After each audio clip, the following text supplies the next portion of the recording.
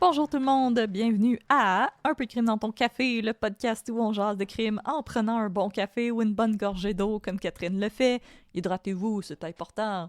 Mais pour vrai! Pourquoi tu me stoules de même? Je serai votre animatrice Audrey et je vous ai spoilé la patente. Catherine est là! Allô! Je suis encore là! Yeah! C'est parce que je t'ai enfermée dans le sous-sol. Non. Tu peux plus jamais partir. Yeah. Comment ça va? Comment ça va, Catherine? Hey. Ça va bien? Yeah! T'as demandé comment j'allais? Je faisais juste Ah faire oui. des bruits, fait que j'ai pas C'est entendu. Ah oui, ça va bien, oui, excusez. Les gens étaient comme, elle a encore mangé un coup de bumper en pleine face. Moi? Oui, toujours. toujours. Ah, mais non, mais je pourrais profiter de cet épisode pour faire mon coming out. Oui. Je suis méga dispersée, vous l'avez remarqué. J'ai de la misère à enligner les phrases. Alors là, je vais lire mon script aujourd'hui. La raison pour laquelle j'ai de la misère à enligner les phrases, et le monde le savent déjà sur mon Discord, Oui. c'est que au moment où cet épisode va sortir, je vais être enceinte de 6 mois. J'agis T'avais pas surprise remarqué, comme hein? si, Non, t'avais pas vu ma bédaine. Comme si je salue pas ta bedaine quand j'arrive chez vous. Non, c'est ça. Fait que je suis encore plus dispersée que d'habitude. Yay! Parce que t'es en train de créer la vie. Yay! Et l'amour de maman dans mon cœur. Yeah! Yay! Voilà, fait que c'est pour ça que je suis pas le fixe. C'est Je correct. cogne plus les nerfs que d'habitude aussi. C'est les hormones. Ouais. Les... Toi, t'as pas cette excuse-là, mais moi je l'ai. Fait que... Non, je suis juste une féministe frustrée. Ben voilà, je suis correcte, ça. Fait que oui, bonjour, ça va bien. Yeah! Yay, je bois de l'eau. Alors, aujourd'hui, on cesse les épisodes en plusieurs parties. L'épisode d'aujourd'hui, il va Ouais. être tout ensemble d'une shot. Vous allez Ouais. tout avoir toute la patente. Toute la patente et tout le contexte historique dont personne ne m'a demandé et dont personne ne veut rien savoir. Ben, moi, j'avais demandé.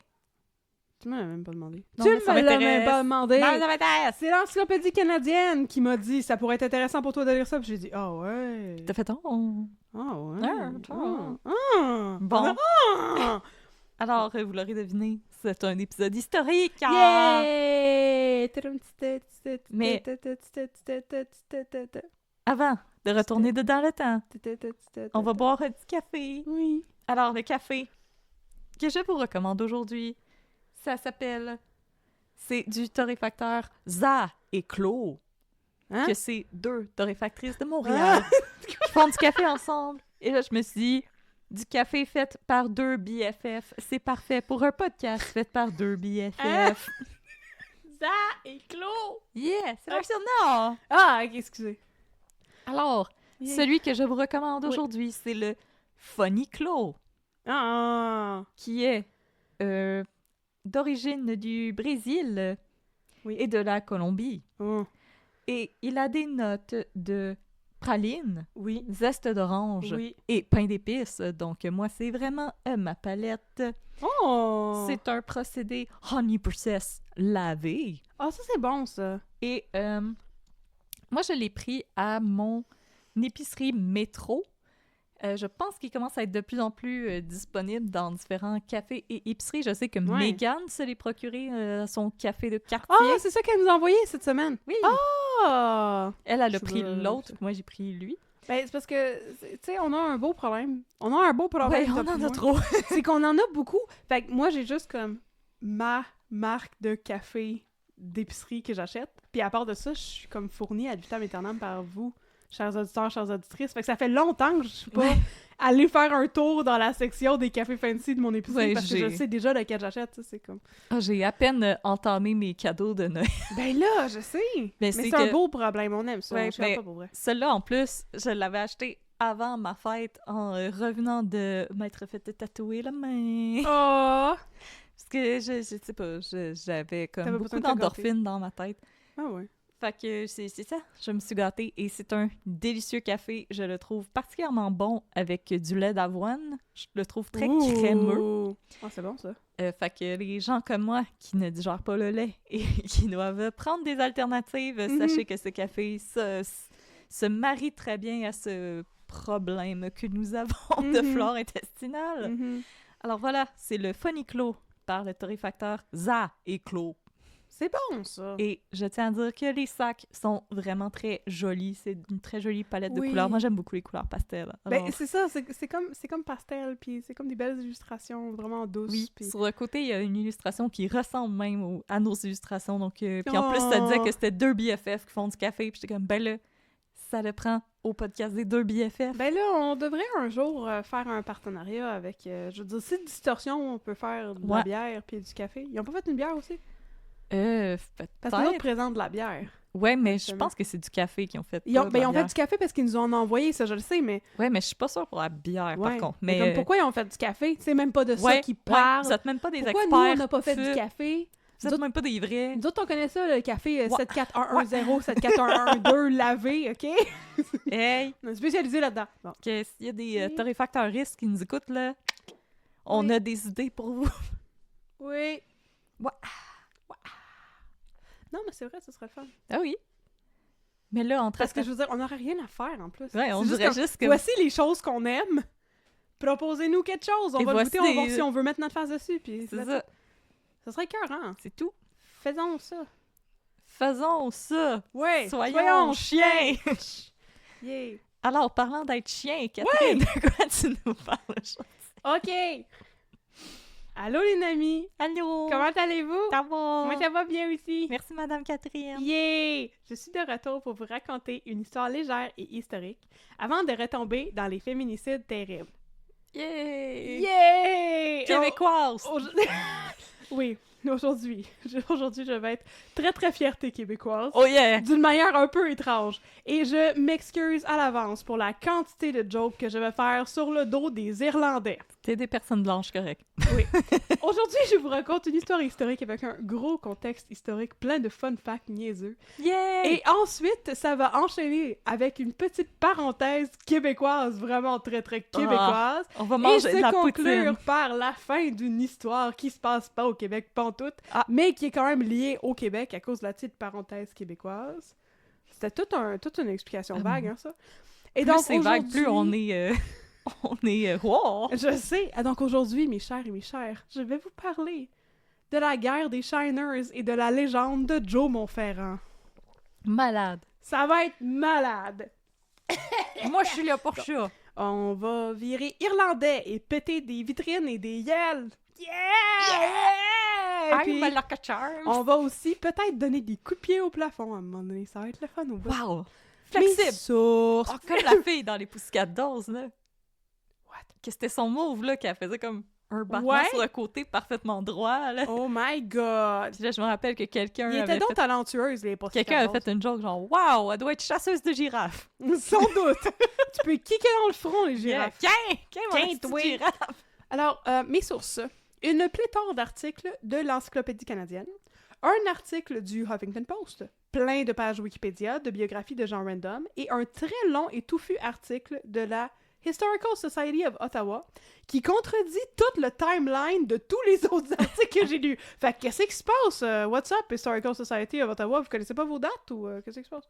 Je veux dire, c'est Ottawa. En tout cas, Ils sont occupés à aller se coucher à 9h. I know, mais c'est ça. Fait que finalement, qu'est-ce que ça donne dans... Tu sais, in the grand scheme of things, OK? 5 ans d'écart, qu'est-ce que ça change? Pas grand-chose. Alors, on va commencer ça avec un contexte historique bien long pour rien. Contexte historique. Contexte historique vraiment long pour rien. On commence en 1812. On est au Canada et c'est la guerre de 1812. Qu'est-ce que c'est ça, la guerre de 1812, te demandais-je? Et moi, je te fais ça avec mes bras. Je ne sais point. Je ne sais point. Je suis le petit emoji de la petite madame qui fait Mais c'était une guerre entre les Américains et le Canada, qui n'était pas encore le Canada. C'était encore le Upper Canada et le Lower Canada. Il n'y avait pas eu le Confederation. Mais en tout cas, par souci de concision, on va appeler ça le Canada pareil. Ah, c'est correct. Bon. On va s'entendre. Voyez-vous, les Américains, en bons Américains qu'ils étaient, ont essayé à plusieurs reprises d'envahir le territoire canadien en 1812, 1813, 1814, pour faire du mal à la Grande-Bretagne. Ce conflit n'est pas juste né d'un désir des Américains de foutre le bordel autour d'eux. Oh non, non! C'était plutôt la culmination d'un long conflit qui opposait, de l'autre bord de l'océan, la France de Napoléon Bonaparte et l'Angleterre de je sais pas qui. Et c'est ça qui a poussé la grande... Je sais pas, tu sais. Oui, Chris. Je veux dire, Napoléon éclipse pas mal tous les autres rulers Ouais. de ce temps-là. Là. Fait que bon. Une Élisabeth, I guess. I don't know. Une Élisabeth ou un Georges. Peut-être même un Edward. Peut-être même un William. Henri, non, il faudrait ça pas. Bon, fait que ça a poussé la Grande-Bretagne à adopter des mesures qui ont rendu les Américains ben fâchés. Voyez-vous, tout ça commence quand Napoléon décide de faire un blocus sur le commerce maritime des Anglais et interdit à tous les ports sous son contrôle de laisser accoster les navires anglais. Les Américains voulaient être un parti neutre dans cette belle guerre européenne, chose qui va réarriver plein de fois, jusqu'à temps qu'ils décident être neutre. Oui, ben c'est ça qu'ils ont dit qu'ils faisaient pendant la Première Guerre mondiale, puis c'est ça qu'ils ont dit qu'ils faisaient pendant la Deuxième, jusqu'à temps qu'il y ait Pearl Harbor. C'est ça qu'ils ont dit aussi par rapport à l'Amérique latine. Oui, c'est ça qu'ils ont dit aussi par Oh. rapport à l'Afrique, puis Le des pays en Asie Moyen-Orient. de l'Est, le Moyen-Orient, finalement toute la planète. J'aime que tu as dit « Ah, je m'excuse pour les jokes d'Irlandais. C'est les États-Unis qui sont en train de manger de la merde. » Ben, jusqu'à date, oui, mais après ça, c'est les Irlandais. Fait que, bon, donc, les Américains venaient être parti neutre dans cette belle guerre européenne, mais un jour, les Anglais ont décidé de faire leur propre blocus pour empêcher les navires américains d'accoster dans les ports français, parce que les Américains, en bon parti très neutre, Oui. étaient en train d'approvisionner en armes Napoléon. C'est ça être neutre, hein? Selon les Anglais. Mais ça, c'est comme Oh. les Américains présentement qui sauvent les gens en Palestine des armes qu'ils ont fournies à Israël. Oh non, je l'ai dit! Mon Dieu, c'est effrayant, ça. Dis pas des affaires de même. En 1807, le HMS Leopard attaque le USS Chesapeake dans le Chesapeake Bay, proche des États-Unis. Et puis là, c'est le bout Oh, de ça, la c'était mon marde. bout préféré du film des Et Transformers. les Américains décident tout de go de faire la guerre aux Anglais. Et pour ce faire, parce que, tu sais, ils sont comme ben loin de l'autre bord de l'océan, les Américains ont décidé de juste envahir les colonies britanniques, a.k.a. le Canada. C'est pour ça qu'ils ont fait ça, parce qu'on leur avait rien fait. Je veux dire, depuis quand les États-Unis prennent des bonnes décisions? Ben, je sais pas. Ben, à ce moment-là, bon, ils ont décidé de commencer ça par l'invasion de la ville de York, qui est aujourd'hui... Tu sais-tu? Non?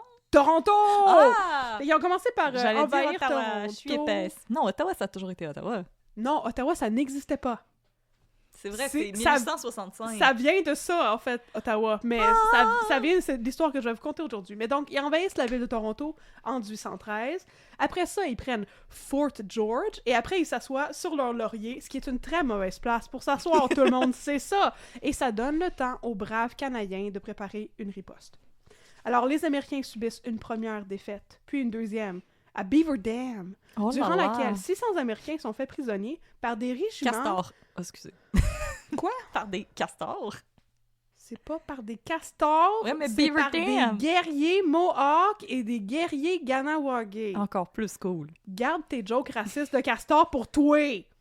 Non, mais c'est une ils ont joke. été faits prisonniers à Beaver Dam. Ouais, non, Je suis je comme, sais, oh, je suis des castors. Oui, je sais, c'est une joke! Mais je voulais juste dire que les nations autochtones, ils ont joué un très grand rôle dans la guerre de 1812, puis il y a jamais personne qui parle de ça, fait que je voulais vous en parler pendant Nous, un on en paragraphe. parle. Ben voilà. Voilà. Plusieurs nations se sont ralliées et ont mis de côté leurs différends pour tenter de repousser les maudits Américains sales.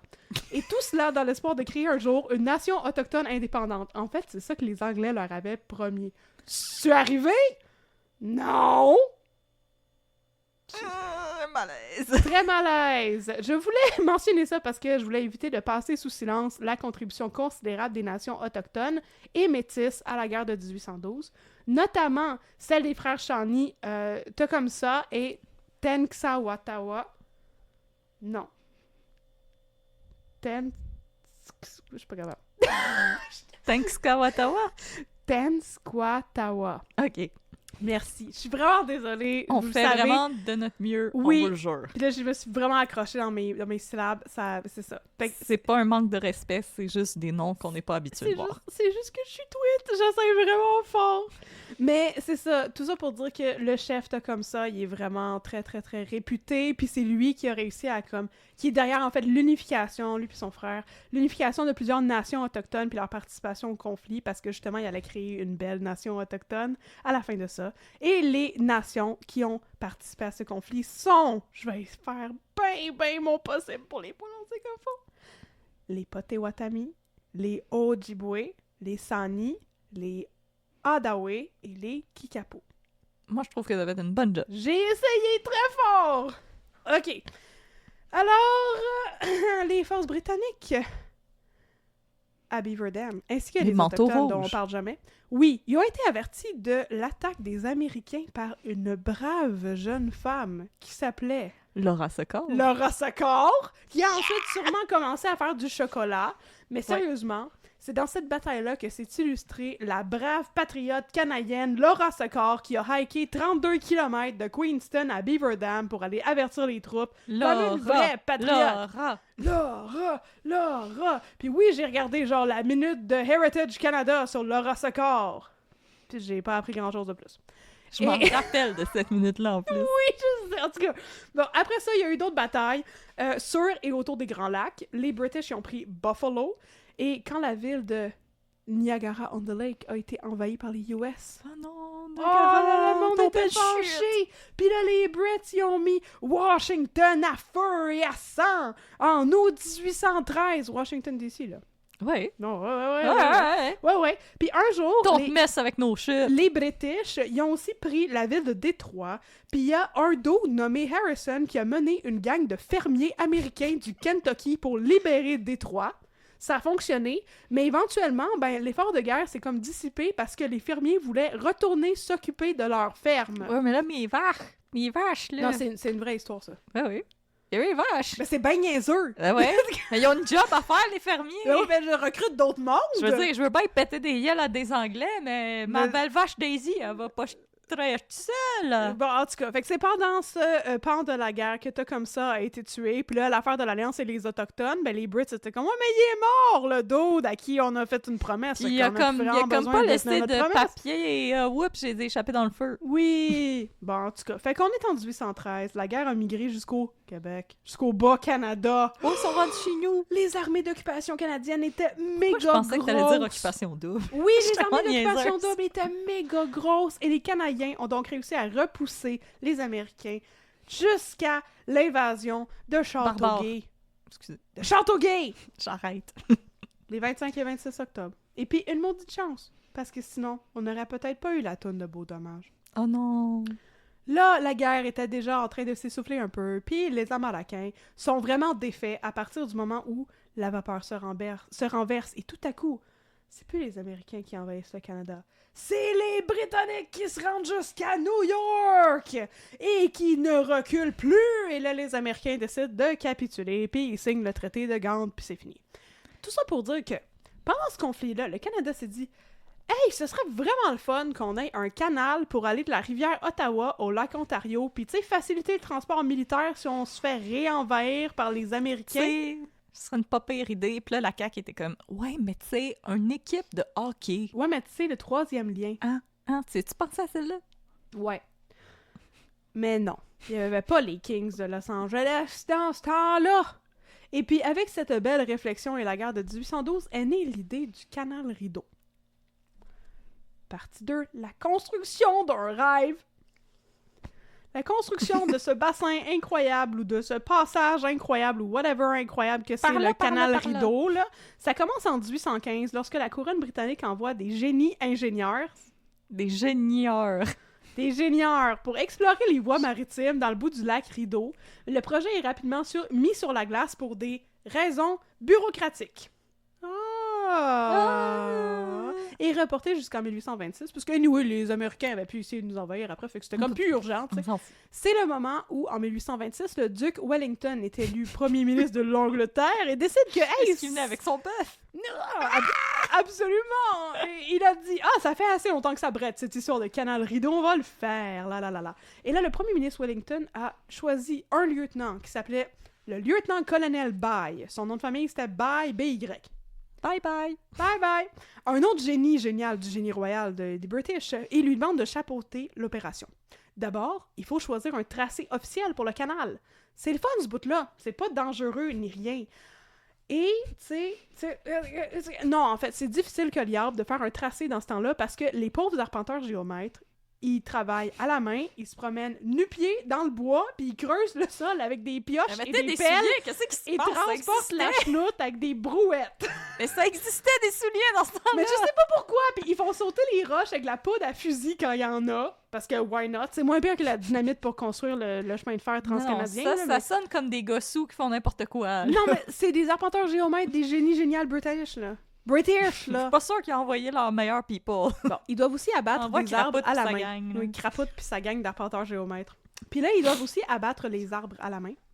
Et puis tout ça, c'est sans compter la malaria qui fait des ravages sur le chantier parce Oh, qu'on s'entend non! qu'ils se promènent d'une rivière jusqu'à un lac, fait qu'il y a des bouts qui sont un petit peu marécageux. Wesh. Puis eux, ils sont nu-pieds. Puis ils sont nu-pieds, en train de tout pogner la malaria. Et en fait, c'est tellement pas le fun. Il y a tellement de pauvres ouvriers qui tombent malades à cause de la fièvre des marécages, comme on appelle ça, que les travaux sont suspendus pendant plusieurs semaines à l'été 1828. Le temps que tout le monde ait la grippe. Puis qu'on développe des anticorps. Puis même le lieutenant-colonel Bay, il Bye! passe proche d'y passer. Oh Non! non! On y a Mais pas dit bye, finalement! Non! Finalement, il est correct. Il On est y a pas correct. dit bye! Inquiétez-vous pas pour lui. Sauf que là, en raison des conditions de travail freaking pénibles pour tout le monde, le lieutenant-colonel Bay commence à manquer de travailleurs.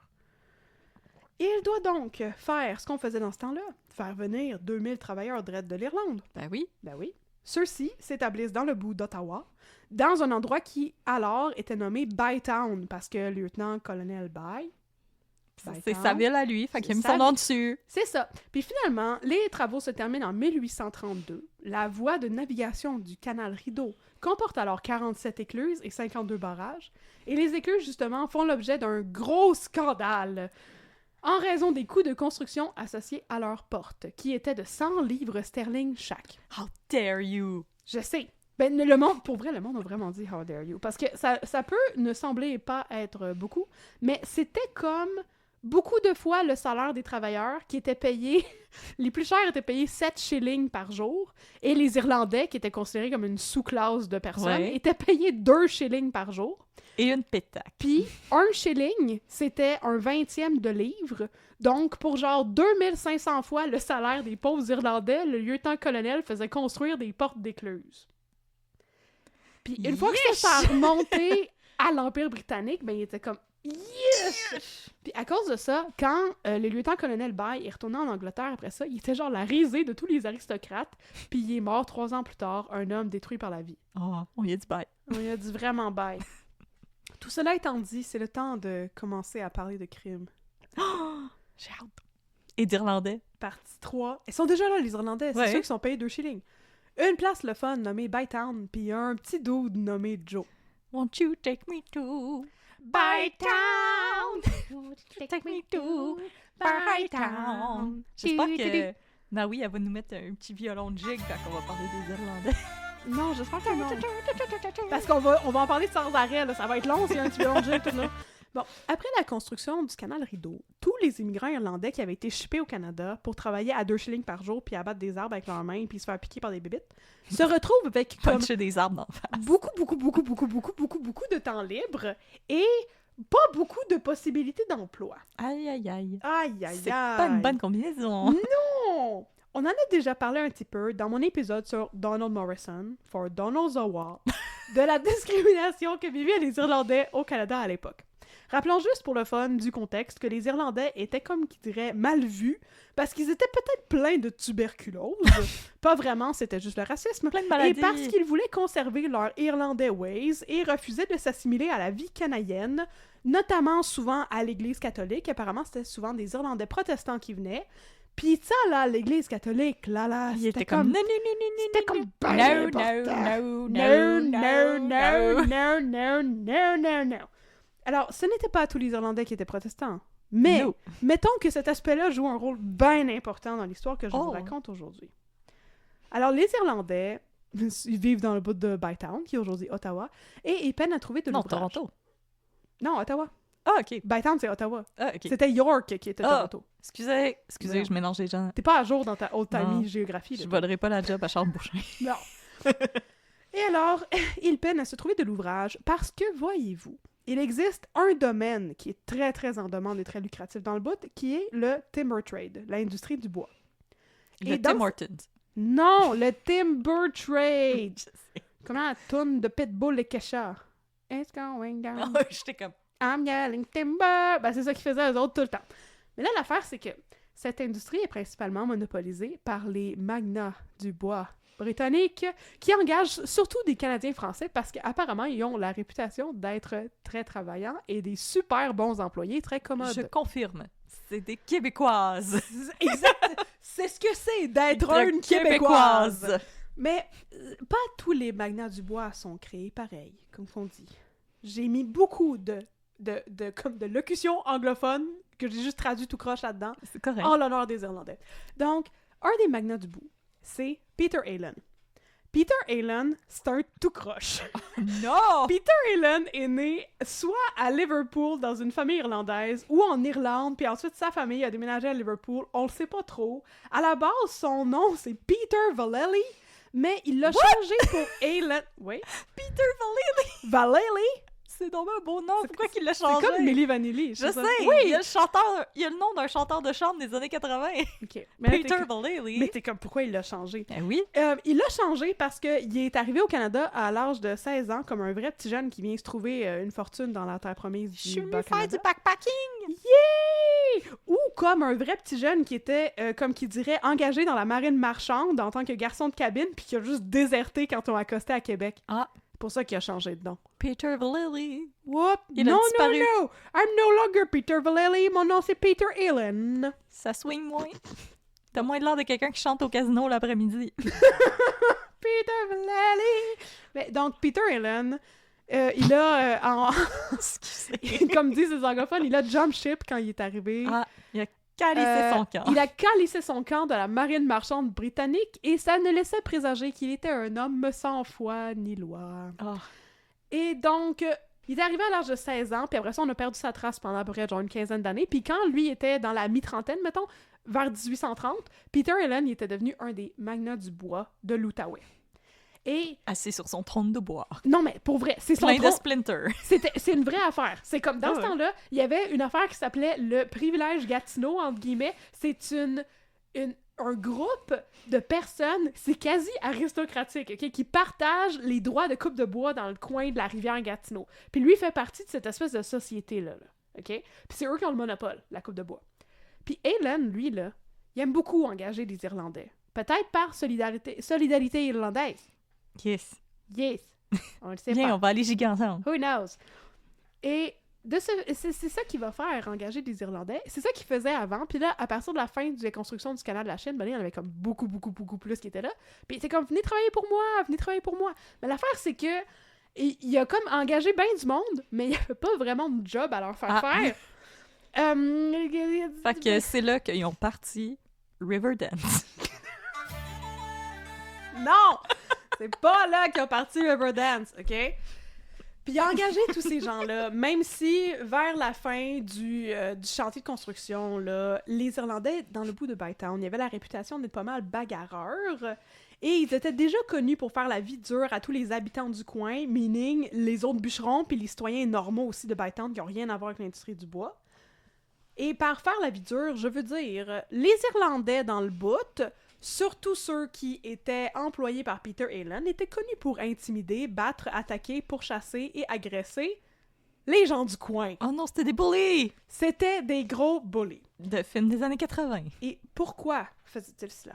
Eh bien, pour se faire une place dans le milieu de la bûcherie, du bûchage. Fait qu'ils bûchaient du monde. Ils bûchaient du monde.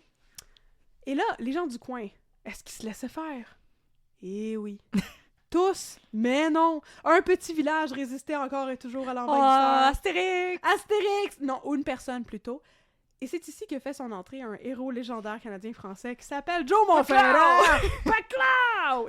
Défonce la porte! Il les a roundhouse kick dans le front, Joe Montferrand. Là, c'est comme quand Gaston y arrive dans le bar, puis le monde se peuvent plus. Oui, c'est ça. Le plus fort, c'est Joe Montferrand. Oui, plus costaud, C'est Joe Montferrand. Bon, non, mais pour vrai, moi, je pensais que Joe Montferrand, c'était comme le géant qui avait des bottes de 7 lieues, là. Tu sais, je pensais pas que c'était une vraie affaire. Non, c'est pas personne. Mais c'est une vraie personne! OK. Fait que Joe Montferrand, c'est un homme fort canadien-français dont la légende s'étend bien au-delà de Bytown, mais c'est peut-être aussi là qu'elle trouve son origine. Mais qui était donc ce bel inconnu? Oh! Joe Montferrand est né Joseph Favre à Ça Montréal swing un peu moins. le 25 octobre 1802. Il était un colosse pour l'époque. Il mesurait 2 mètres. C'est comme genre 6 pieds 4, 6 pieds 5. Ouais. C'était très grand pour l'époque. Et il était vraiment bâti. Et il était... Non, mais je suis déjà en amour, là. Il était bâti comme un beau dieu blond. Ah, je suis déjà vendue. C'est Ah! tard. Oh, on est déjà là. Ah, c'est tard! Oh mon dieu, il était magnifique. Je vais juste Et- imaginer Chris Hemsworth avec une chemise à carreaux. Si ça te tente, même comme plus jeune. Mais c'est ça. Oh. Il devient célèbre dans le bout de Montréal à partir de l'âge de 16 ans, quand il décide qu'il va débarrasser le quartier Saint-Laurent de 3 brutes qui terrorisaient les gens du quartier. Et il fait ça en leur pétant la gueule, bien sûr. Et par la suite, ben, il devient célèbre pour ses combats. Puis il devient comme... Tu sais, c'est un homme fort canadien. Fait qu'il devient comme un bagarreur professionnel, un boxeur avant que la boxe existe. Puis en 1828, il est invité à un combat au Quai de la Reine à Québec devant une foule incroyable et il défait le champion de la marine anglaise. Et là, il est sacré le roi des boulets, entre guillemets. Yeah! Des boulets. Je sais pas ce que ça veut dire. C'était le roi des boulets! Puis après ça, Comme le nom... Isabelle Boulay. Ah, I don't know. Non, B-O-U-L-E. Ah, d'accord. Les boulets. Comme- L-E-S. Je sais pas. OK. Je sais pas. Mais c'est ça. Fait qu'après ça, les gens, ils étaient comme... Ils voulaient se battre contre lui parce que c'est comme ils voulaient prendre son titre du roi des boulets, tu sais. C'est comme dans Letterkenny, the toughest guy in Letterkenny, puis là, tout le monde veut y péter la gueule. C'est exactement Pour ça. être the toughest guy in Letterkenny. Mais là, c'était le toughest guy in Lower Canada, là. Yes, t'sais. sir. Mais là, il n'est pas juste un beau gosse au gros bras de Montferrand. Comme son père, il est aussi un trappeur. Et il travaille Oh. dans l'industrie des fourrures à la baie d'Hudson. Oh, il a trappé mon cœur. Oh, oh, c'est beau! Et donc, il travaille à la baie d'Hudson de 1823 à Oh, il 1827. était caissier au labé. Oui, il était caissier au labé. Et ensuite, il se réoriente vers l'industrie du bois parce que sans doute qu'il faisait moins fret dans la région de l'Outaouais. Et c'est ici que l'histoire de Joe Montferrand croise celle des Shiners. Oh! Selon la légende, en 1829, Joe Montferrand est un bûcheron en Outaouais. D'abord, il a travaillé pour un gars qui s'appelait Joseph Moore, puis là maintenant il travaille pour Baxter Bowman, qui est un magnat du... Apparemment, il est Chien. bien connu. Non! C'est terrible avec tes jokes! Ok, donc il travaille pour... T'es tannante! Baxter Bowman, qui est apparemment quelqu'un de bien connu, c'est un magnat du bois bien important de l'époque, puis c'était un des principaux rivaux de C'est Peter parce que Allen. c'est un chien. Ce n'est pas le C'est docteur clairement un Malamute. basset! Non, c'est un boxeur terrier. Ok. C'est Baxter, bon. Bon! Fait que c'est un des principaux rivaux de Peter Allen. Et Joe Montferrand, il fait juste être un bon bûcheron. Puis apparemment, tu sais, ses boss l'aiment beaucoup, puis il est super bon. Puis on dirait que sa vie de bagarreur est derrière lui. Jusqu'à ce qu'un soir, il soit embusqué par des Irlandais sur le pont de la Chaudière à Hull. On ne sait pas trop ce que les Irlandais lui veulent ce soir-là. Peut-être lui voler son cash, son linge, son cœur, Lui faire un wedgie. lui faire un gros wedgie, ou lui voler son titre du roi des boulets. The toughest guy in the Lower Canada. Ouais. Mais ce qu'on sait avec certitude, avec la garantie des légendes canadiennes-françaises qui sont super fiables, Ouais. c'est que Joe Montferrand, ce soir-là, tout seul comme un grand, combat 150 Irlandais et les pitch toutes en bas du pont, direct dans la rivière Outaouais. Bing, bang, Splash, bing, bang, splash, splash, splash. 150, il en a pris 150 d'une shot. Ouais! C'est juste arrêté pour prendre une swig de bière. Ouais! Yeah! Yeah! Puis Splish splash tout en crissant des Irlandais dans la rivière. Tout. Fait que ça, c'est justement comme un des hauts faits d'armes de Joe Montferrand. Ah! Et c'est bien plate pour Joe Montferrand, mais on est en 1829, puis comme le canal Rideau, il était même pas fini de construire, puis c'était même pas encore vraiment la guerre des Shiners, fait que c'est malheureusement pas Joe Montferrand, notre légendaire Canadien-Français, qui a mis un frein à cette histoire là que là. je vais vous conter bientôt. OK, mais là, Ah. juste précision, là, les Irlandais, on niaise, là. On vous aime. Oui, mais Joe Montferrand, il en a pitché 150 en Et bas du pont. On veut Ça, pas c'est sûr vous que c'est crisser en vrai. bas du pont, là. Ça, c'est la vérité vraie, ok? C'est le Ok. gospel truth, comme dans le Oui. film de Hercule. Mhm. Bon. Absolument. Voilà. Zéro héros.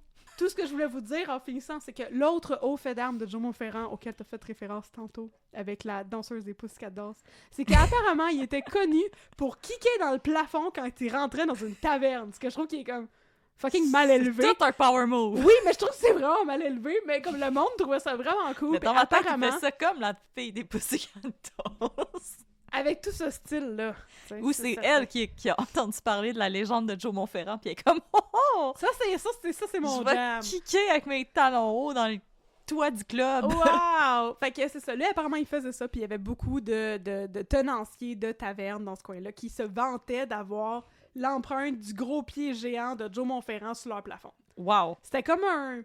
Comme C'était le comme un badge Hollywood Walk of d'honneur, Fame. là. Oui, c'est ça. C'était incroyable. On a eu la visite de Joe Montferrand chez nous. Checker la trace. Il a sur le plafond. vidé mes barils, puis il a crissé tout le monde dans la rivière. Voilà. Fait que malheureusement, c'est la fin de Joe Montferrand dans cette histoire. Oh, mais il va rester dans mon cœur. Oui, je sais bien. OK. Fait que là, de retour à l'histoire des Irlandais. Oui. Tout le monde haït les Irlandais.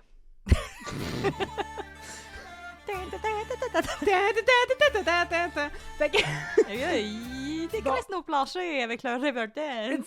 Fait que c'est ça. L'affaire, c'est que tout le monde haït les Irlandais. Puis là, je vais enfin répondre à votre question de pourquoi Peter Allen il engageait autant de gars s'il n'y avait pas de job à leur faire parce qu'il n'y avait pas tant de bûcherons. Parce qu'il n'y avait pas d'amis. C'est parce que il y a une autre sorte de job à leur donner. Peter Allen contrôle les débits de boissons et les voies d'accès à Bytown, y compris le pont Union, et son rêve, c'est de contrôler l'industrie du bois au complet. Et pour ce faire, il faudrait bien chasser les maudits Brits puis les Canadiens français du bout, non? Alors Peter Allen décide de rallier les Irlandais et les envoyer attaquer les chantiers de leurs rivaux. Et c'est le début de ce qu'on appelle la guerre des Shiners. Fait que là, petite explication. Ils appellent ça de même parce que Shiner, c'était le surnom qu'on donnait aux Irlandais. Ça vient apparemment d'un autre surnom donné aux Irlandais en français que les gens étaient pas capables de prononcer, qui était Shiner, parce qu'ils coupaient des chaînes. Puis là, les anglophones étaient comme Shiner, Shiner, Shiner! Voilà, c'est ça que ça C'est fait. original. Et là, les Irlandais se sont appropriés le surnom parce que ce qu'on arbore fièrement ne peut pas être utilisé pour nous faire du mal, pour citer les sages paroles de Tyrion Lannister dans Game of Thrones. Exactement. Non, mais c'est ça. Ils ont décidé de s'approprier ça, qui était comme une insulte, puis ils ont décidé que c'était leur nom. Il y a aussi 3 autres théories pour expliquer le surnom. On sait pas pantoute d'où ça vient. Ça pourrait être parce que les Shiners voulaient shine plus fort que les autres. Shine bright like a diamond. Sinon, ça pourrait être parce qu'ils étaient payés avec des sous vraiment brillants par Peter Allen. Fait que ça shinait. Attends. Okay. Ou sinon, comme moi, la première théorie à laquelle j'ai pensé quand j'ai entendu ça, c'est que, tu sais, un shiner, c'est un surnom pour un œil au beurre noir, puis ils sont connus pour comme tabasser le monde. Fait que, comme Ouais, moi aussi, depuis tantôt, je suis comme... Ben là, on va en parler, j'ai dû creuser beaucoup pour arriver à ça sur Internet, avoir une source fiable qui dit « Ah, c'était peut-être ça, l'explication. » Je suis comme « Ben, ça se peut que ce soit beaucoup ça, l'explication. » Peter Diel, me semble. Fait que leur surnom, c'est les Peter Diel. Tu sais, je trouve que ça tombe sous le sens. Ben donc, OK, pour les Shiners, tous les moyens sont bons pour causer du grabuge et perturber les travailleurs rivaux et, par tous les moyens, je veux dire surtout la violence. Donc, à partir de 1835, par exemple, les Shiners commencent à interdire que les radeaux canadiens français descendent sur la rivière Ottawa vers Montréal. Comment interdire ça? En attaquant les embarcations puis en les crissant en feu. Puis en pitchant le monde dans l'eau. Ça fonctionne. Ouais, ça fonctionne super bien, puis ça flotte mal un canot en feu aussi. Ah oui. Puis les Shiners commencent aussi à incendier les commerces et les maisons des Canadiens français qui leur résistent, incluant les bûcherons, mais aussi des fermiers, puis toute leur famille, puis le monde qui n'ont pas rapport pantoute. Et les Shiners vont aussi brutaliser, humilier et tuer ceux qui s'opposent à eux. Des trains de bois sont attaqués et confisqués. C'est des détournements de trains. C'est comme le Far West, sérieux, là. Oh, les Canadiens Jesse français James. qui travaillent dans le coin sont chassés et battus par des groupes de Shiners. Et les anecdotes concernant cette époque, malheureusement, les anecdotes comme vraiment spécifiques qui n'ont pas l'air de Joe Montferrand qui kick un plafond, c'était assez difficile à trouver. Tout semble avoir été un petit peu déformé par la légende, comme Joe Montferrand qui kick un plafond, puis c'était difficile pour moi de corroborer les histoires que je trouvais en ligne, fait qu'on va entrer dans la terre de la spéculation. Speculation. This is the land of allegation. Comme la toune de The Genesis. Voilà. Alors, Avec les marionnettes qui font peur. trigger warning. Beaucoup de violence. Violence faite aux hommes, aux femmes, aux enfants, aux animaux. Oh non. Oui. Fait que skippez 30 secondes si vous n'aimez pas ce bout-là. OK, bye. D'abord, les Shiners s'en prendraient, conditionnel, on sait pas trop, pas mal à tout ce qui bouge, du style qui serait connu pour avoir dénudé des enfants et les avoir laissés dehors dans la neige. Les enfants des bûcherons, bien entendu, pas des enfants random. C'est quand même des enfants random. Mais tu sais, il y avait une certaine logique. Il y avait une certaine logique là-dedans, selon eux. Ils auraient aussi possiblement empoisonné des puits, harcelé des femmes dans la rue, cassé des carreaux de fenêtre. Une fois, ils auraient peut-être interrompu un cortège funèbre et pitché le pauvre cercueil qui avait rien demandé dans la rue. Voyons. Puis il y a une anecdote, par exemple, que j'ai réussi à corroborer à 2 endroits, fait qu'elle, je vais la dire pas au conditionnel. Une fois, ils attaquent définitivement la femme d'un fermier. Le fermier, c'était M. Hobbs. Madame Hobbs est enceinte. Elle se promène en traîneau avec des amis et des membres de la famille qui sont toutes des femmes. Et les Shiners attaquent le traîneau. Ils battent les femmes avec des bâtons de bois. Madame Hobbs essaie de sauter en bas du traîneau pour se sauver, mais son linge reste pogné dans les roues du traîneau puis elle est traînée sur une certaine distance avant d'arriver à se déprendre. Puis là, je réalise qu'il n'y a pas de roue sur un traîneau. Mais en tout cas, elle doit rester pognée dans les patins du traîneau. Les skis. Ouais, les skis, cette affaire-là. Le traîneau s'immobilise enfin et les Shiners coupent les rênes des chevaux et partent avec les chevaux, puis les chevaux rentrent le lendemain et ils ont été mutilés aux oreilles et à la queue. Puis ça, c'est la chose que j'ai réussi à corroborer à plus qu'une place. Mais pourquoi ils ont Fait que attaqué les ça femmes? donne quand même une idée, parce que ça va faire peur à leur mari. What the fuck? Pour vrai, c'est comme c'est sans foi ni loi, là, cette histoire-là. C'est complètement fou. La violence est à augmente. Deadwood, ma foi. Oui, oui, vraiment beaucoup. La violence augmente encore plus quand les Shiners et Peter Allen, s'entend, décident de prendre contrôle de toute la ville, pas juste l'industrie du bois. On dirait un film du Far West. C'est comme Peaky Blinders, cette Ouais. histoire-là. Donc, je l'ai déjà dit, Allen possède des débits de boissons et des voies de déplacement dans Bytown. Et ce qu'il veut, comme Scar dans Le Roi Lion, c'est le reste de la ville. Et c'est tout. ici qu'on va aller prendre une petite break d'une couple de secondes.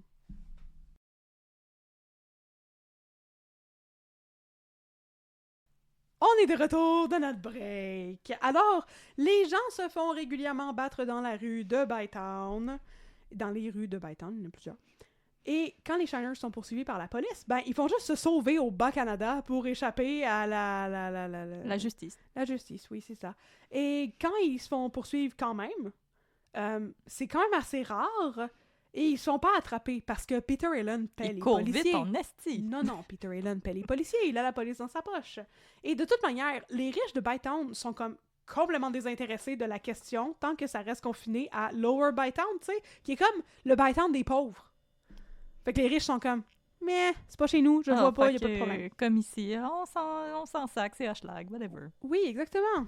Ils disent, à mon avis, qu'ils s'arrangent, on les entend pas crier par-dessus le bruit de nos millions. Voilà, c'est à peu près ça. Une autre affaire. Même si la police avait réussi à arrêter les Shiners, il n'y a pas de prison à Bytown. La plus proche est à Perth, qui est à 55 000 de distance, fait qu'à peu près 100 km. Tout Puis, une ride. Les pauvres constables, là, sont pas payés assez cher pour escorter des dangereux criminels qui pètent la gueule aux femmes et aux enfants pendant 100 km sur une route vraiment périlleuse où ils pourraient être embusqués à n'importe quel moment par d'autres Shiners, tu sais. Fait que c'est comme un peu difficile de faire régner la loi et l'ordre à Bytown. On va s'entendre que C'est c'est pas comme mal Daisy important. Town de Lucky Luke. Oui, exactement! Prochaine partie. De retour aux Shiners. Les entrepreneurs forestiers... Non, j'étais encore là, les Shiners. Je sais pas pourquoi on est de retour aux Shiners. Tu peux pas te débarrasser de Prochaine nous, what the partie. Peaky fucking blinders. Oui, les Peaky fucking Blinders. Bon. Les entrepreneurs forestiers, sans surprise aucune, en viennent à détester les mots du Shiners, mais aussi tous les Irlandais en général, parce que sont comme they give Irlandais a bad name. Give Irlandais A bad name! J'ai pas assez de chansons. Hey, de j'ai référence. hâte à l'adaptation CBC de cette histoire-là. Ça va être écœurant. Ça a été cœur, Puis apparemment, étrangement, moi je m'attendais pas à ça, mais c'est les Écossais qui décident plus que tout autre groupe que les Irlandais sont désormais leur ennemi juré. Parce que comme on est juste un à côté de l'autre, le monde nous mélange tout le temps. Oui, Ben don't oui, want mais that. moi j'aurais pensé qu'ils allaient faire front commun dans leur rage contre le... dans Braveheart. Ben c'est ça, moi je pensais à Braveheart, mais apparemment non, Braveheart et Mel Gibson n'étaient pas au rendez-vous. non. Et malgré les frustrations des entrepreneurs, on se souvient que les riches et puissants de Bytown se contre-crissent de la question, parce que ça se déroule dans le Bytown des pauvres. Mais là, les riches commencent à porter attention à cette histoire-là à partir du moment où ils commencent à perdre de l'argent. Ah, c'est plate, ça. Voyez-vous, Bytown là, on est en 1835. Ça fait 3 ans que c'est fini, le canal Rideau. Puis ça fait encore plus de temps que ça que les Irlandais font la vie dure au monde à Bytown, parce qu'on se rappelle que Joe Montferrand a pitché du monde en bas du pont en 1829. Et il manque maintenant 150 personnes. Il manque maintenant 150 Irlandais qui sont peut-être tombés dans la rivière. Mais c'est ça, à ce stade-ci, c'est rendu tellement le Far West du Canada à Bytown que les fermiers ne veulent plus livrer leurs marchandises là, pantoute. Fait que là, les marchands peuvent plus vendre la marchandise. Oh non! Oh non, un canottial, ma Wells! Oh non! Et puis là, la guerre des Shiners devient de plus en plus politique aussi. Au mois d'août 1835, Peter Allen se présente à la présidence du Bathurst District Agricultural Society, qui était comme l'apothéose de la vie sociale à Bytown. Je te crois. Les autres bourgeois du coin se disent qu'il n'y a aucune chance d'être élu parce que ça coûte de l'argent pour aller voter, fait que c'est juste les riches qui votent. Puis les riches commencent à trouver que Peter Allen est pas mal sauce. Sauf que personne ne voit que c'est lui le loup-garou. Oui! C'est lui Secret Hitler! Sauf que personne ne voit venir le fait que Peter Allen va juste donner de l'argent aux Shiners pour se présenter aux élections puis voter pour lui. Moi, je l'avais vu Ce qu'ils venir. font! C'est pas pour avoir l'air intelligent, mais je toi! l'avais vu venir. Fait qu'ils vont faire ça, puis Peter Allen et ses amis aussi, tous ses goons, sont élus à la tête du Bathurst District Agricultural Society. Puis là, Attends, les je vais mettre mon riches- chapeau surprise. Les riches, dans leur piscine de millions de Oncle Picsou, sont comme « Oh non! » Encore une fois. Will, elle n'est pas de chez moche. Ouais, là, ils disent « Mon Dieu, mais c'est le temps de faire quelque chose! Ah là là, est-ce que quelqu'un va Alors. venir nous délivrer? Oui. Ceux qui vont venir les délivrer, c'est un groupe de propriétaires terriens bien nantis de Bytown qui, en octobre 1835, fondent la Société pour la préservation de la paix. Oh! Ils vont voir les magistrats de la ville de Bytown et les convaincre d'acheter 100 guns pour armer les citoyens. 100. C'est un beau chiffron. J'aime 100. ça. 100 fusils. Mais on s'entend qu'il y avait 150 Shiners de moins à cause de Joe Montferrand. Ben oui. Fait qu'on sait pas trop s'il C'est était ça. à armes égales ou non. Mais c'est pas mal open season sur les Shiners. Puis c'est un peu weird parce que là, il est comme, ouais, on va juste comme faire des milices partout, mais c'est ça leur idée jusqu'à date.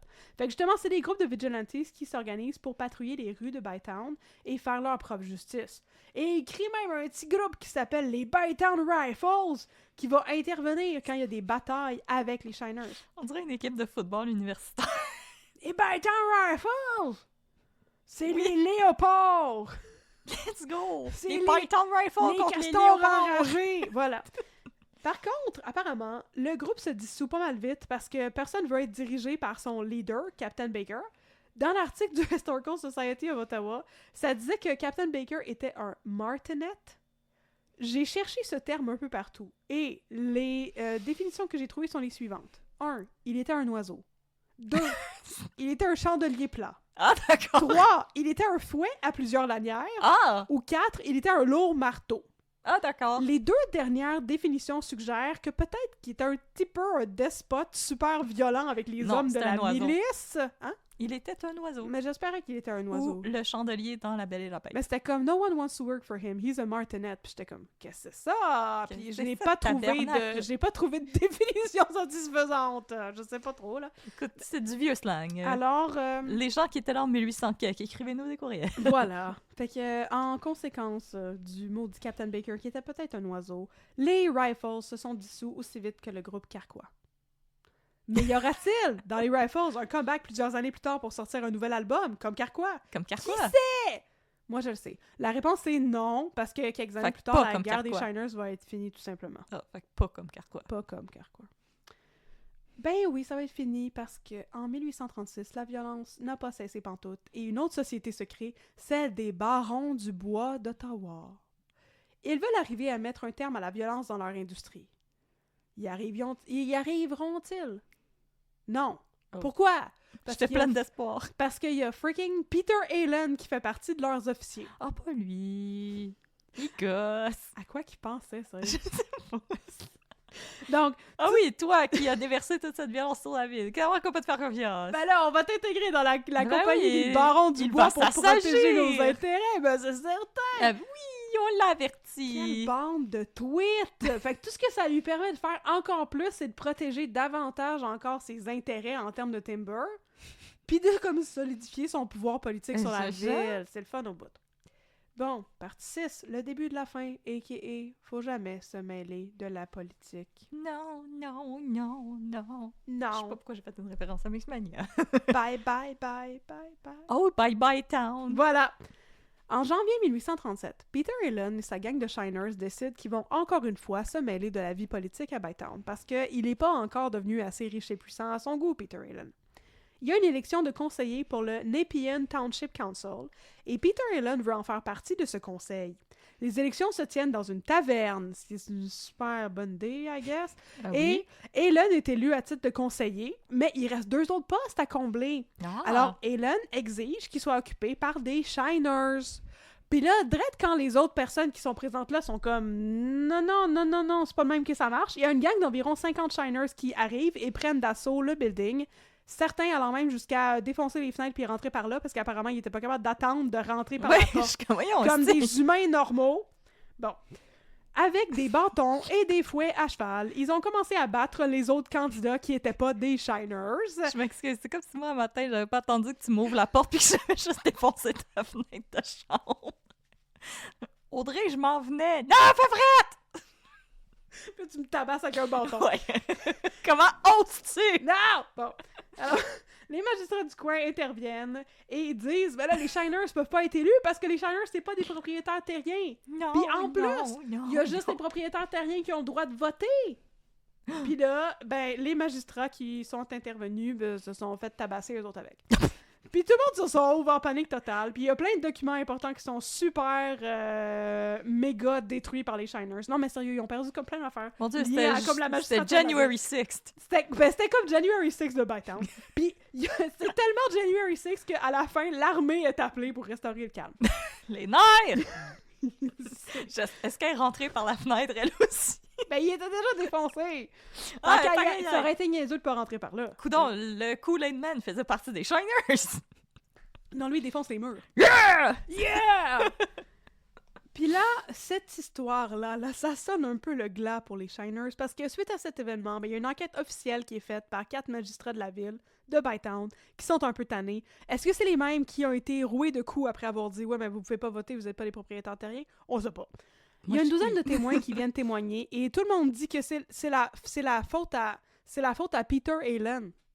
Wow, d'où ce qui sort de ça, je sais pas. Je sais pas. Mais voyons donc, toi, va donc! Voyons, il est innocent comme un agneau. Va donc, chose, on l'a pas vu venir, ça! Bon. Il a rien fait. Peter Allen ne vient pas témoigner en sa propre défense. Ah. Et qu'à cela ne tienne, les magistrats décrètent qu'il serait peut-être temps d'instaurer une force policière officielle à Bytown, tu sais, puis peut-être aussi construire une prison. Ah oui. Ah. Le journal de Gazette, qui n'a pas vraiment le goût de se Attacher mêler les de fenêtres tout comme ça, il faut, par exemple. de la prison. Oui. Excuse-moi, cette image est hilarante. Ben, j'étais comme, c'est bien niaiseux, en tout cas. C'est juste pour faire du grabuge, là. Puis Ben il oui. faisait peur au monde pour vrai, les Shiners, tu sais. J'ai peur. Ben oui. Fait que le journal de Gazette, qui n'a pas vraiment le goût de se mêler de tout ça et de se faire péter la gueule comme les magistrats de la ville par les Shiners, d'abord, ils évitent de commenter l'affaire, mais ils finissent par avouer que, ouais, peut-être construire une prison, ce serait comme une bonne idée. Puis ils décident de s'en mêler, la Gazette, le jour où un groupe de 3 Shiners s'introduit par effraction dans la maison de James Johnson, un des candidats qui a été tabassé pendant Non, le mais riot. il pensait que c'était comme ça qu'on rentre dans les maisons. Ben non, mais ils sont rentrés, évidemment, dans le but de tuer le monsieur. Il y a des coups de feu qui ont été entendus et heureusement, personne n'a été blessé. Mais un peu plus tard, ben, monsieur Johnson a subi une autre tentative de meurtre et il a été embusqué sur un pont par les mêmes hommes armés. Puis il a seulement réussi à s'en sortir en se pitchant en bas du pont. C'était l'hiver, fait qu'il est tombé dans la neige. C'est comme... Bang, ça glace. Voilà. Il y a eu une fracture du crâne, mais Oh. il s'en est sorti. Contente pour lui. Et puis c'est ça que ça va prendre, qui s'attaque directement et ouvertement aux magistrats de même, pour que les autorités s'en prennent vraiment aux Shiners en retour. Les 3 hommes responsables des 2 attaques sur la personne de James Johnson sont arrêtés et envoyés à la prison à Perth. Allen les aide à s'échapper apparemment, mais ils sont recapturés et condamnés à 3 ans de travaux forcés. Courez pas assez vite. Puis ça commence à sentir la soupe chaude sur un moyen temps pour les Shiners. Peter Allen vend ou loue ses propriétés dans le bout et déménage à Aylmer du côté du Lower Canada, peut-être pour échapper à la justice du Upper Canada, on sait pas. How dare you? Et après cette désertion, c'est une véritable désertion de la part de leur leader, les Shiners disparaissent vraisemblablement de sorte qu'on n'en entend plus vraiment parler après 1837. C'est parce qu'il y avait plus personne pour leur montrer par où rentrer dans des pièces. Non, fait qu'il était juste jammé à marcher dans le mur, à l'extérieur. Poink, poink, poink. À ce stade-là, la population de Bytown est aussi rendue bien mieux organisée pour gérer leur monde, et puis ils sont beaucoup plus armés et beaucoup plus en mesure de se défendre, et les Shiners se font oublier, et tout redevient bien dans le meilleur des mondes. Et Yay! Peter Allen dans tout ça. Du Lower Canada, il continue à runner sa business et il se calme apparemment jusqu'à devenir un membre bien respectable de la société. Il est élu au conseil de ville de Hull, par exemple, en 1846 et devient Justice of the Peace, LOL, en 1848. Et il meurt paisiblement dans son sommeil en 1868. Et c'est ainsi que se termine l'histoire de la guerre des Shiners. Y a-t-il eu des conséquences pour ces gens? Non. Et que je suis fâchée. Sauf les 3 personnes qui ont essayé 2 fois de tuer quelqu'un puis ont Ouais. eu 3 ans de travaux forcés. Je suis comme vraiment fâchée. Il a pu continuer de runner une business. Ah Puis oui, il est devenu oui, oui. juge de Il paix. est devenu juge de paix puis il était dans le... Il était comme... Il était échevin, là. Il était conseiller de ville à Hull. Comme 10 ans après ça. Tout le monde avait oublié qu'il avait juste envoyé... Qu'il y avait Il avait, sa gang de il avait goons. lâché ses chiens sur tout le monde dans le coin de Bytown. Tout le monde avait oublié ça. C'était pas vraiment important. Ah, et il s'en est remis. On laisse une deuxième chance. Oui, voilà. Et je suis Puis, fâchée. ouais, non, je sais. Puis ça, c'est une affaire qui est comme pas tant gros discutée. C'est comme une période assez tumultueuse de l'histoire de Ottawa. Depuis, la ville est devenue beaucoup plus plate. Ouais, Mais très comme, plate. dans le bon sens. Parce Ouais. qu'on voudrait pas... Ouais, je veux pas avoir non plus du monde qui pète des... ben, c'est ça, j'allais dire. On voudrait pas risquer ce niveau-là de danger Non, en non. se promenant à Ottawa. Mais c'est comme... Ouais, on n'en parle pas beaucoup de ça. Puis tout ça, c'est parce qu'ils ont construit le canal Rideau en sous-payant les Irlandais. Puis après ça, ils étaient comme, ouais, arrangez-vous, là. Puis eux, ils étaient comme, OK, on va Ben, on vit partir dans le du coin. crime organisé. I guess, ce gars-là, il engage, puis on n'a pas de job. Ah, On va faire on ça. va péter des Faut qu'on aille déshabiller des enfants puis les pitcher dans la neige. OK, on fait ça. Avec plaisir. Avec plaisir. En tout cas. Et voilà. C'est l'histoire Wow! de la guerre des Shiners. Moi, je continue d'espérer que ça va être adapté en série par la CBC. Ce serait vraiment bon. J'espère que ça va être écrit par Jason Kelso, qui a écrit... Jason Kiesel, qui a écrit Letterkenny avec le même humour. J'espère que ça va être dans le même style.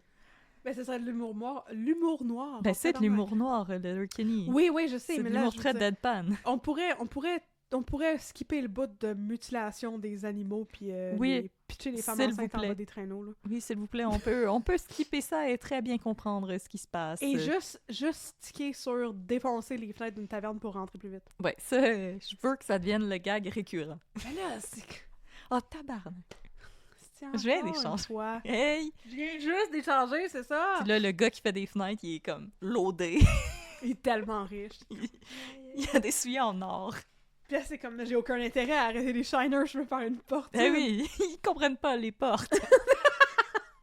Le gars qui Parce que fabrique ça des dit portes, tirer, lui- puis eux autres, ils essaient de pousser. Ouais. Pauvre Les autres. gars, j'ai une solution. Ping!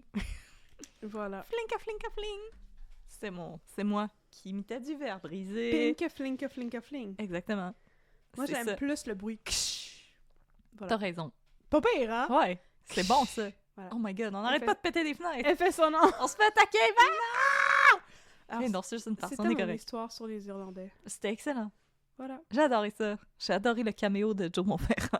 Je sais, j'étais un petit peu déçu qu'il n'y avait pas plus d'affaires que ça. Dans cette histoire. Ben, il a quand même pitché 150 personnes. Mais pitché 150 personnes en bas d'un pont, mais ça n'a absolument rien empêché de tout ce qui s'est passé par la suite. Non, mais Ça a juste comme... Ça a mouillé 150 personnes, là.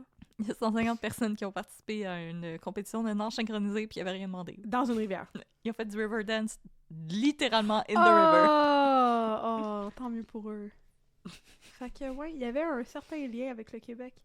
Et il y Ah avait oui. beaucoup de crimes. Ça, on se le demande. Il y en avait beaucoup. C'était le lien avec le Québec. Ah qui oui, était mais un attends, peu ça plus- déborde. Là. Voilà, c'est l'histoire des Shiners. La prochaine fois, je vais revenir avec une histoire triste. Oh.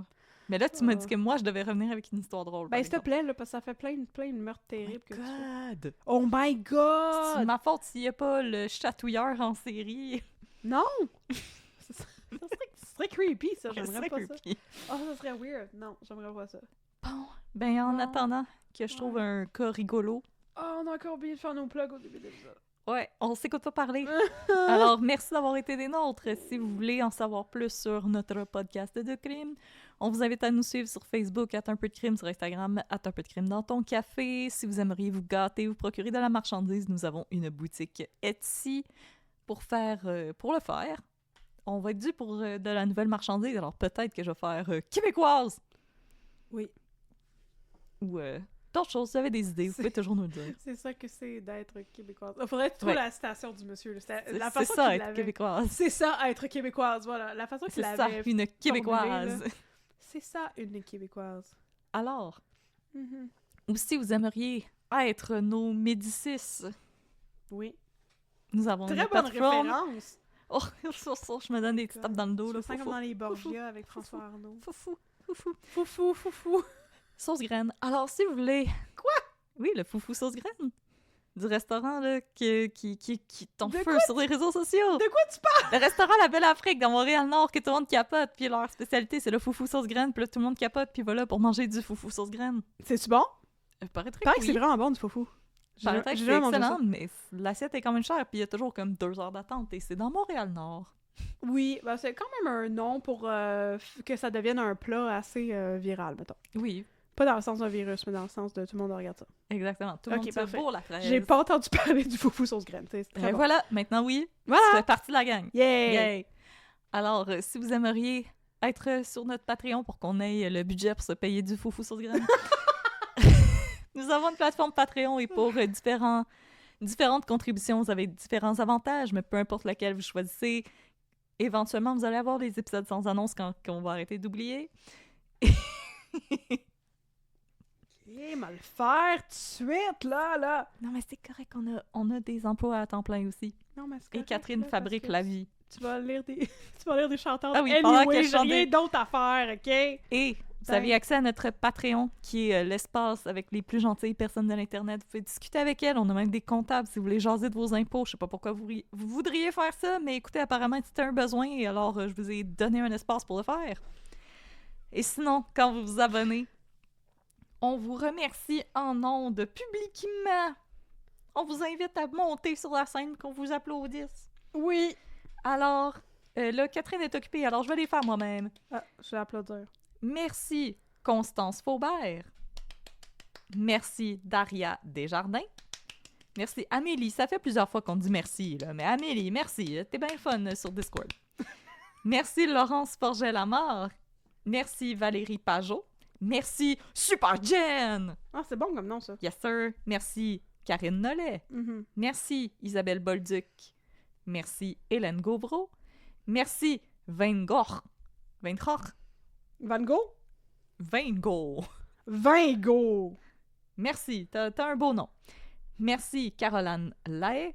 Merci Mélinda Constant. Merci Véronique et Eva. Merci Marie-Pierre. Et merci Claudine H. Vous êtes ben blood. Et on espère que vous aimez vos nouveaux avantages et que vous aimez pouvoir vous distinguer de la société en étant des Patreons. Oui. Un peu de crime. Oui. Et là, pour que tu puisses te détendre après nous avoir raconté des histoires de Shiner, Oui. je vais pouvoir te détendre. Ouais. J'ai décidé de faire quelque chose de spécial pour la fin de cet épisode. Et au lieu de te raconter un épisode de quelque chose, Ouais. j'ai décidé que j'allais te raconter une pièce de théâtre. Oh oui, c'est vrai! Une Vas-y. pièce de théâtre que j'ai vue quand j'étais au cégep. J'ai hâte. Et mon cerveau a comme décidé que les étapes du bouche à bouche n'étaient pas importantes, mais me rappeler de cette pièce-là dans ses moindres détails, ça, c'est vraiment important. Oui. Fait que si un jour j'ai des enfants, je vais juste pour te dire « Oh my God, c'était cette pièce-là, what the fuck? Mhm. » Alors, place au théâtre! J'aimerais te ramener en 2009, je crois, Nice. à la petite licorne. C'est sur le plateau. Je sais c'est quoi. il y avait la pièce, ça s'appelait Pi. Pi, 3 petits points, point d'interrogation. Pi comme 3.1416 ou pi comme Ouais, parce qu'il n'y a PS? pas le S, fait que c'est comme Pi comme 3.1416. Ok, ouais. Pi est une pièce Ouais, écrite ouais. par Christian Bégin, Ok, mise en scène par Christian Bégin, nice. avec le premier rôle, Christian Bégin. C'est bon ça sonne comme du Xavier Dolan. Ça sonne comme un triple threat, là, comme Ouais. clairement qu'on allait être comblé. Avec un petit verre de vino. Exactement. Puis c'était à l'époque où cette vidéo-là de Marc Labrèche était vraiment populaire. Pas vrai? Fait qu'aller voir Christian Bégin au théâtre, c'était comme un challenge de pas partir à rire. Oui. En partant. Oui. Puis là, la pièce, avant même que ça commence, on distribuait des pamphlets. Mhm. Et le pamphlet, la première ligne, c'était Christian Bégin qui avait rédigé le pamphlet, tu sais, Mhm. pour sa pièce qu'il avait écrit, qui le mettait en scène, etc. Oui, oui. Et la première ligne, c'était Christian Bégin qui citait Christian Bégin. Ça commence bien, j'aime ça. Et la citation, c'était « Quand tu commences à vivre, tu commences à crever. Quoi? » C'est comme vraiment très deep, tu sais. C'est Carpe très, diem. philosophie bro. Ouais, ok. Quand tu commences à vivre, tu commences à crever. Exactement. Ok. Yes. Nihiliste bro en C'est tabarnak. ça. Gars qui écoute du Nine Inch Nails puis qui fume des cigarettes noires. Oh non. C'est quoi ça, des cigarettes noires? Ben, c'est des cigarettes, mais le papier est noir. Pourquoi? Ça a déjà été cool. Ah ouais? Ouais. Mon Dieu, ok. Fait que là, au niveau de la scénographie, Oui. qui avait aussi été faite par Christian Bégin, Oui, bien sûr. je pense qu'on nous prenait pour des crétins finis, Ok, pourquoi? puisque la pièce de théâtre, ça racontait en gros un souper entre amis. Alors, on était dans une cuisine Ouais. fonctionnelle, Ouais. avec un four Ouais. fonctionnel. Hein?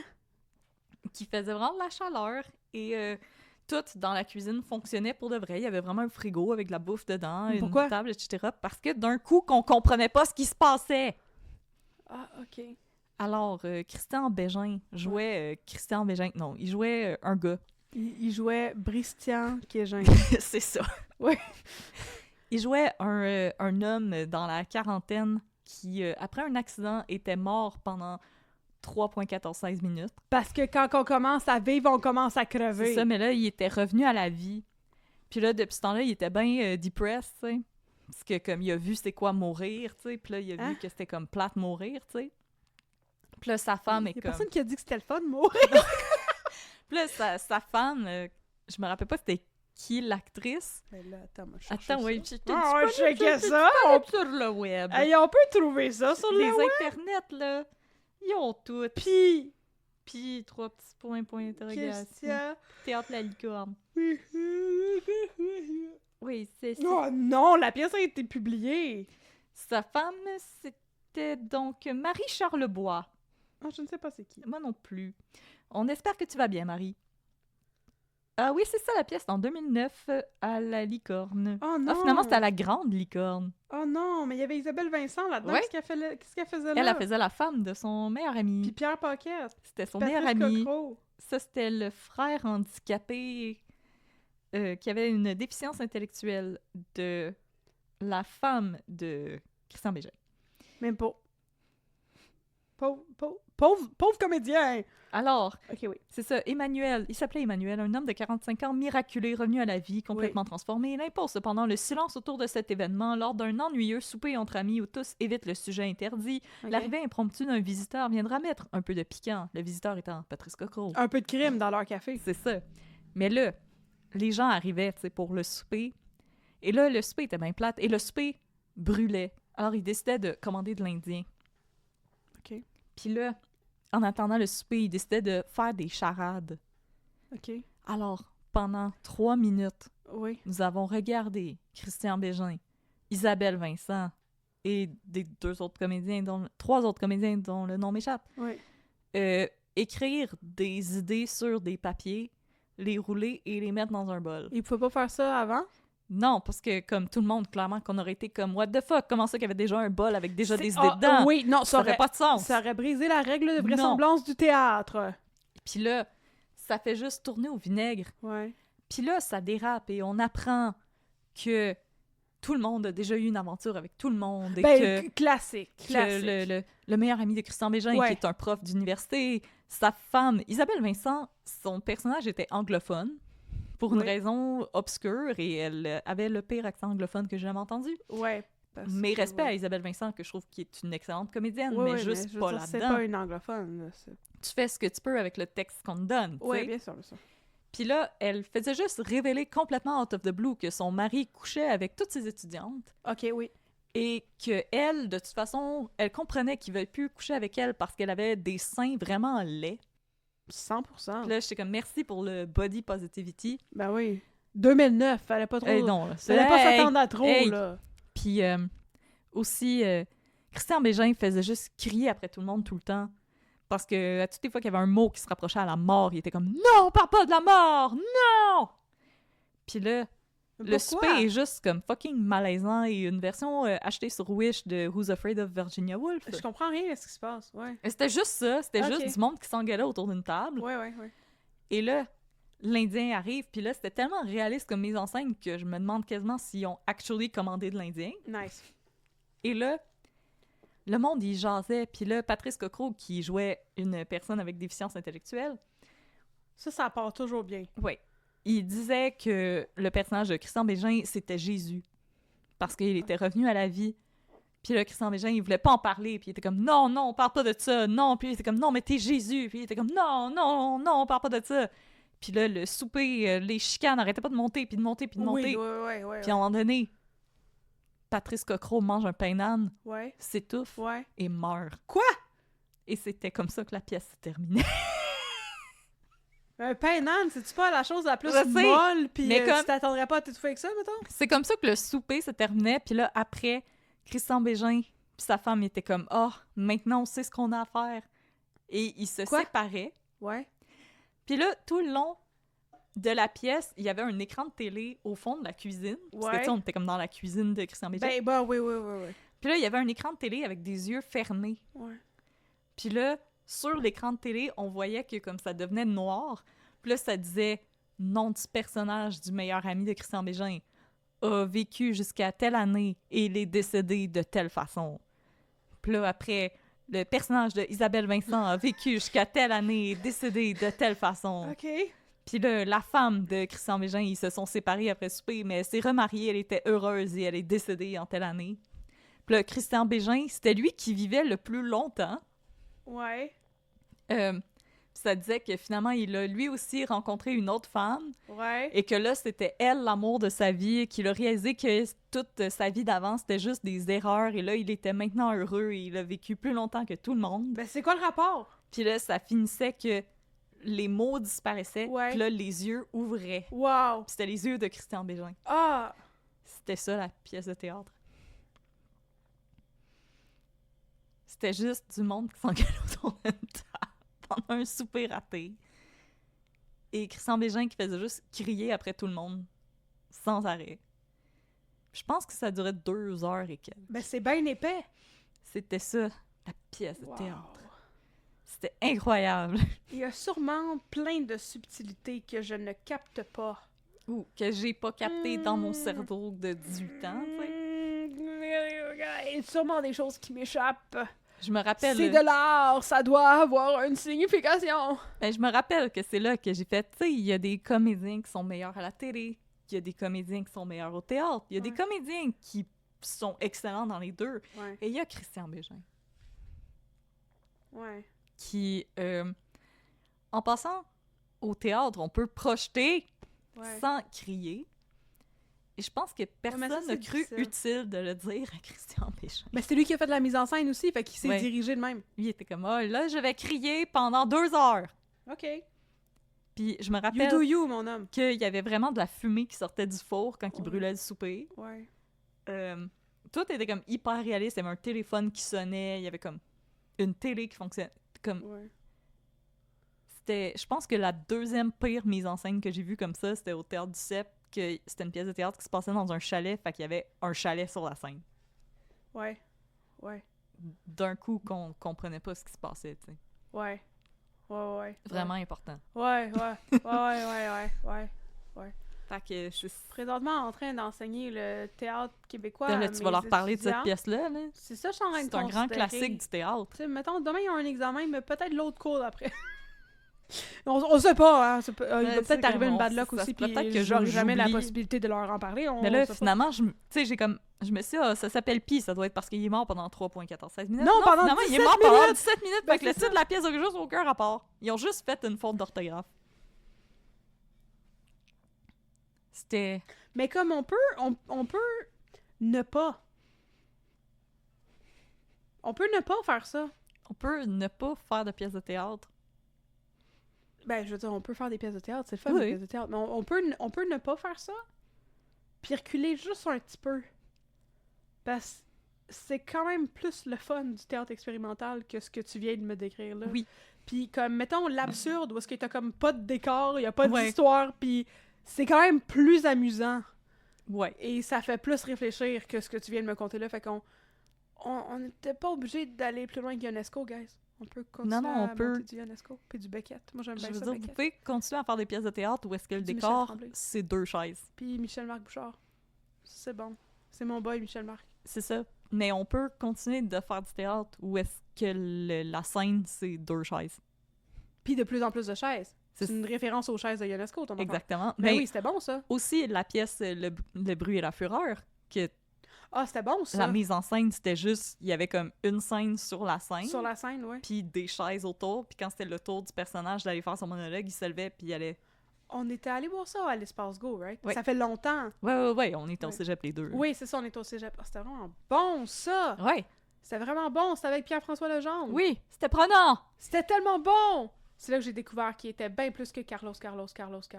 Oui, Dans les c'est imbéciles. un acteur. C'est vraiment un bon acteur. Oui, je me rappelle que tout le monde était bon dans cette pièce-là. Ouais. Oh, wow, c'était bon, ça, le bruit à fureur. Merci de m'avoir rappelé ça. Ça m'a fait plaisir. C'était le fun. Mais comme, honnêtement, j'ai des meilleurs souvenirs des pièces de théâtre que j'ai été voir que le décor était beaucoup plus simple, puis c'était beaucoup plus axé sur le texte de la performance. Oui, ben c'est toujours un bon Puis tu sais, point. tu sais, même, on peut prendre des textes hyper classiques, mais les adapter d'une manière très, comme, simple. Je me rappelle d'avoir été Oui. voir Othello à l'usine C avec Pierre Lebeau. Ouais. Oh, wow, ça va être beau, ça. Ah, c'était incroyable. Ouais. C'était tellement bon, puis c'est l'usine C, fait que l'usine C, c'est, tu sais, la scène est plus basse que le public, Oui. puis c'était très dépouillé. Les acteurs, encore une fois, ils étaient sur des chaises à l'écart, fait qu'on les voyait, ils étaient jamais vraiment sortis de scène. Mhm. Puis vraiment, la seule chose qu'ils avaient, c'était des costumes, mais même là, leurs costumes, tu sais, il y a juste Othello qui avait une veste militaire, Mhm. mais sinon, il était juste habillé bien ordinaire, mais il y avait une veste militaire pour dire que c'était Othello. Mhm. Puis, à la fin, quand Othello tue sa femme et qui se tue lui-même, Mhm. il y avait comme une grosse couverture très lourde qui tombait du plafond puis qui leur tombait dessus. Mhm. Puis ça finissait comme ça. C'est comme si ça étouffait la pièce. C'était vraiment une belle mise en scène. Mhm. Fait que moi, je vous encourage, les gens qui nous écoutent et qui sont dans le milieu du théâtre, Mhm. ne nous prenez pas pour des cons. On Mhm. est capable de comprendre une histoire, même si votre décor, c'est une serviette, une chaise, puis un trombone. Mhm. Allez-y, faites confiance au texte, faites Mhm. confiance à votre interprétation. Mhm. Allez-y avec votre cœur, vos tripes. Mhm. On aime ça. Mhm. Alors voilà, c'était une des pires pièces de théâtre que j'ai vues. Mais il y a des bonnes pièces de théâtre. Ben oui, je C'est dis ça. pas le contraire. Je voulais faire... Je regardais mon téléphone parce que j'essayais de me rappeler où j'avais vu cette pièce et quand. Mais une des pièces que j'enseigne à mes étudiants, Oui, une des pièces qu'on lit ensemble, c'est Caligula Remix de Marc Beaupré. ben oui. Parce que ça aussi, c'est comme tu prends un texte classique, parce que lui il a pris... Ben là, c'est... Caligula de Camus. Ben c'est ça, c'est de la grosse mise en abîme, parce que c'est Caligula de Camus qui reprend l'histoire de l'empereur Caligula, Ouais. qui est un empereur romain. Fait que c'est Ouais, comme... ouais. C'est du recyclage, puis c'est juste comme une table en forme de pic à guitare, puis au bout, ben t'as le gars qui fait Caligula, qui va jouer Caligula, puis après ça, il y a le chœur. Puis il va comme... c'est comme s'il était le metteur en scène en plus du personnage principal, parce qu'il dirige les autres, puis les autres deviennent alternativement les autres personnages de la pièce, puis tu vois juste la table, les consoles de son, les micros, les films, tout le monde est habillé normal. C'est ça, on n'a pas besoin de beaucoup, là. Il y a des manières vraiment intéressantes de faire du théâtre avec plein de sortes de textes. Non, puis j'avais été voir Fait que ça n'a pas obligé d'être des décors réalistes. J'avais été voir une pièce aussi à l'Espace Libre. On est allé voir Caligula Remix ensemble. Non. OK. Mais j'avais été voir à l'Espace Libre une pièce, je crois que ça s'appelait L'Affiche. OK. C'était une jeune troupe de théâtre et on était encouragés à s'asseoir n'importe où. Puis l'espace libre, c'est vraiment comme un grand espace assez... Ben, le nom le dit, là, un grand espace libre. Ah ben! Et c'était sur le conflit israélo-palestinien et je tiens à dire que je suis allée voir cette pièce au Cégep. Ah, ça date pas d'hier. Le conflit israélo-palestinien? Oui. Ben, ça date depuis qu'ils ont fondé Ça date Israël. de toujours. Ben, c'est ça. Bon, là, il y a une certaine chose à dire qu'il y avait des personnes blanches qui jouaient des personnages arabes, mais comme on était en 2009, on pensait pas à ces choses-là dans ce temps-là. Ben, ils ont fait ça à répétition dans Incendie de Voyage du Moab. C'est ça. Je veux dire, au théâtre et au cinéma avec Denis Villeneuve, là. Puis, c'est ça se passait en Palestine. Oui. Puis, ça parlait des... les affiches, dans le fond, c'est les jeunes qui s'enrôlent dans l'armée et qui font des attentats terroristes. Et après, c'est leur famille qui imprime des affiches pour les exhiber comme martyrs. C'était vraiment très beau. Puis pour exprimer la guerre, les explosifs, puis tout ça, les acteurs se lançaient des fruits. Oh! Mais plus que la pièce avançait, puis que les gens pitchaient des pommes, Oui. il y avait une femme aussi à un moment donné qui elle portait comme le tchador, puis elle faisait comme si elle était une femme enceinte, mais finalement, c'est qu'elle avait caché une bombe. C'était un melon d'eau, puis elle le prenait, puis elle le lançait par terre. Puis plus que la pièce avançait et plus que ça sentait le tabarnak, parce qu'il y avait des pommes effoirées partout, le melon d'eau éclatait à terre. Il se lançait tellement de nourriture, mais c'était des fruits, mais comme ça exprimait vraiment bien le côté comme écœurant, en plus de voir des fruits gaspillés par terre. Ouais. C'était incroyable. Puis c'était ça, la mise en scène. Ben, il y avait peut-être un jeu aussi sur l'odeur des corps. S'ils Oui. prenaient, mettons, des fruits qui étaient pourris, ben, la putréfaction des cadavres, puis tout ça. Ouais, mais c'est aussi que... Tout à fait, hein. Tu sais, la pièce était quand même longue, puis il ramassait rien. Ben non. Fait que ça se sentait vraiment mauvais à la fin de la pièce. Fait que c'était vraiment une expérience multisensorielle. Qu'il n'y avait pas besoin de mettre du sable puis des tanks dans la pièce, puis on Non. avait compris. Ah, OK. Fait que là, hey, on dérape. Ouais. Mais s'il y a des gens C'est le temps de conclure ça. S'il y a des gens qui font du théâtre, faites confiance au texte, On vous faites aime. confiance à votre interprétation. Oui. Tâchez pas. Ouais. C'était la fin de la pièce de théâtre. Qu'est-ce qu'on dit à la fin? Rideau! Fin rideau! And Christian Bégin, si tu nous écoutes, viens pas me péter à la gueule.